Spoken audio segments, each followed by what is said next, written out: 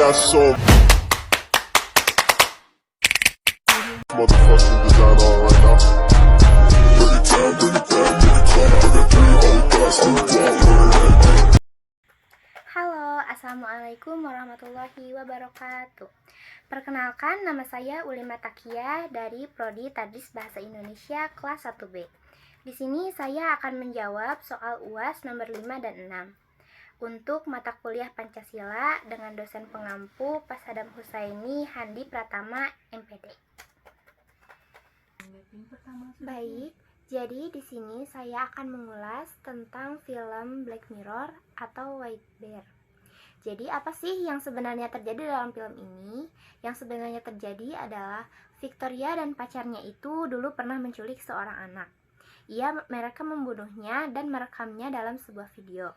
Namun ia tertangkap. Sang pacar itu bunuh diri dan Victoria itu dihukum. Apa hukumannya? Yaitu hukumannya menjalani proses White Bear. Setiap hari, Victoria itu terbangun di tempat asing, berburu pemburu, dikelilingi oleh orang-orang berponsel dan menuju pemancar. Ingin menghancurkan pemancar itu. Lalu dinding terbuka dan mereka membacakan kesalahan-kesalahannya di depan umum. Lalu ia diarak dengan sebuah mobil berputar-putar di jalanan. Lalu ingatannya dihapuskan, lalu diletakkan di kursi yang sama seperti tadi pagi. Dan terus-menerus setiap hari seperti itu. Dan semua ini terjadi di sebuah taman rekreasi bernama White Bear.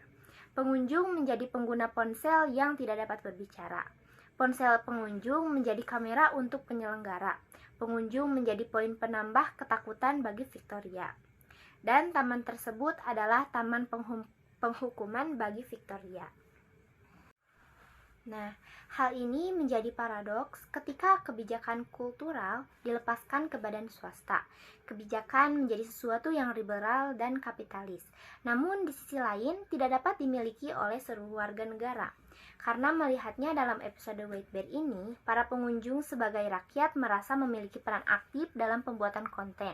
Namun sebenarnya yang terjadi adalah mereka hanya menjadi kaki tangan institusi untuk melancarkan kontennya.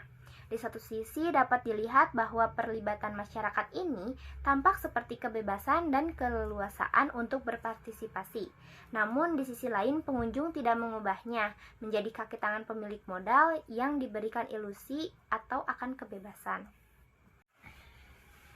Yang selanjutnya adalah kaitannya dengan Pancasila.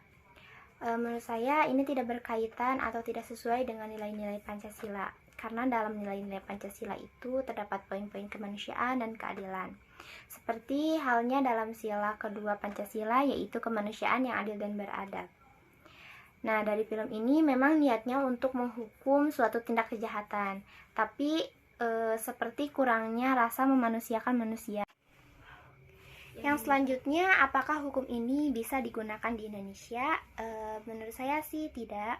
Sepertinya karena yang tadi saya sebutkan bahwa hukum ini kurangnya rasa memanusiakan manusia. Karena kan tadi tidak sesuai dengan Pancasila sila kedua, yaitu kemanusiaan yang adil dan beradab.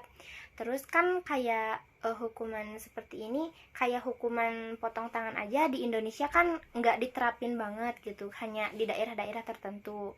Karena ya memang tidak sesuai dengan nilai-nilai Pancasila. Nah, seperti itu. Lalu Indonesia sendiri menggunakan KUHP di mana para pelaku itu tidak dipotong tangan tetapi diganti menjadi hukum yang lain seperti dipenjara atau dibayar denda seperti itu.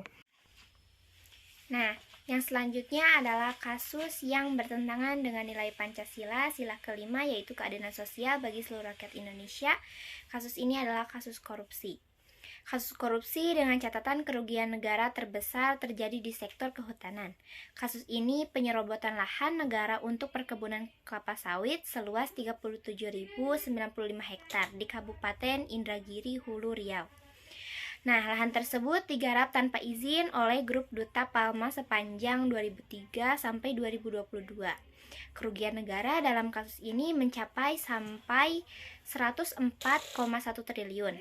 Angka tersebut menurut hasil pemeriksaan bersama dengan Badan Pengawasan Keuangan dan Pembangunan atau BPKP berasal dari kerugian keuangan negara senilai 4,9 triliun dan kerugian perekonomian negara sebanyak 99,2 triliun. Nah, Pengadilan Negeri Jakarta Pusat telah mengeluarkan vonis terhadap kasus ini. Yang pertama terhadap Surya Damardi, pemilik grup Duta Palma.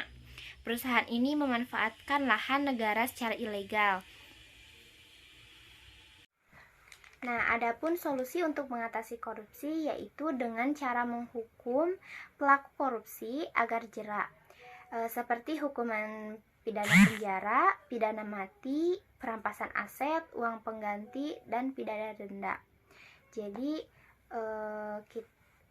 pemerintah itu menghukum pelaku korupsi dengan hukuman yang berat dan membuat jerak si pelaku korupsi itu agar tidak melakukan korupsi lagi.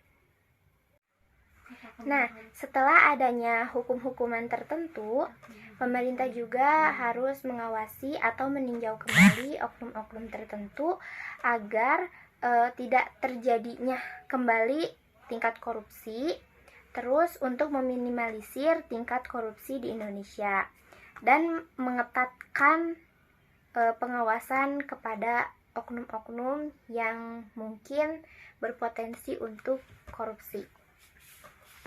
Audio Jungle.